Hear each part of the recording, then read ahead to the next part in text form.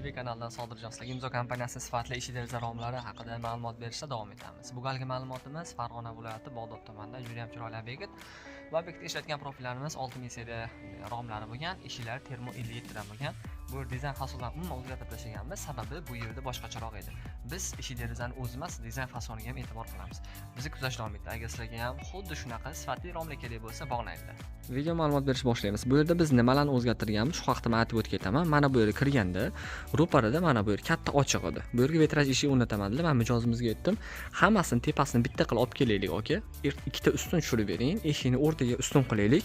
Tashqariga ochilib, ikkita chekka gluxoy yorug'lik uchun ishlataylik. Shunda eshik ochilib yopilganda ikkita chekkaga xalaqit qilmaydi dedim.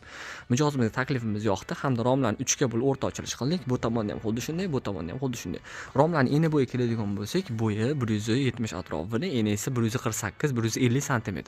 3 ga bo'lib o'rta ochilgan двойной mexanizm bor. Oynaga energiya tejovchi. Oynani funksiyasi shunaqaki, xona ichkarisidagi issiqlikni tashqariga chiqarmaydi va tashqaridagi issiq va sovuqlikni xona ichkariga kirgizmaydi. Yana bitta funksiyasi tashqari tomondan xona ichkarisini ko'rsatmaydi.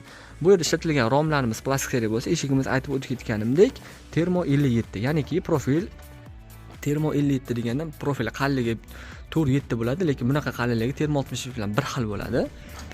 Profilimiz ranglari keladigan bo'lsak, bu yerda Sheffielskiy seriya dub.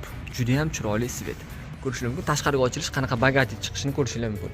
Va bu tomonda ham xuddi shunaqa paltara qanot, ya'niki 1,5 qanotli bo'lgan. Razmerlarimiz 120, bitta katta, bitta kichkina, suple kompressor ruchkasi, termo petlalar ko'rishingiz mumkin, juda ham zo'r holatda.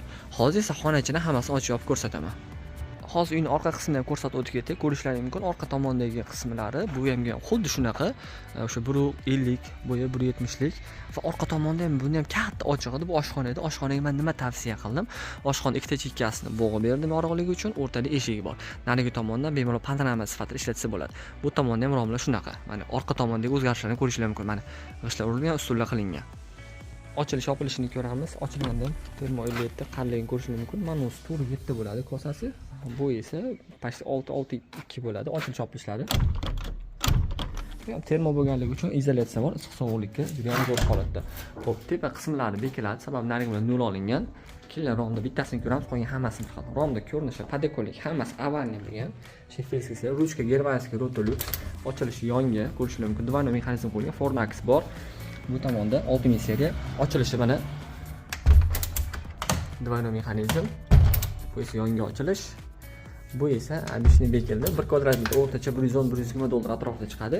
Energiyani tashqarini bemalol ko'rsatib turibdi. Rom ko'rinishi hammasi bir xil bo'lgan, mana ko'rishingiz mumkin.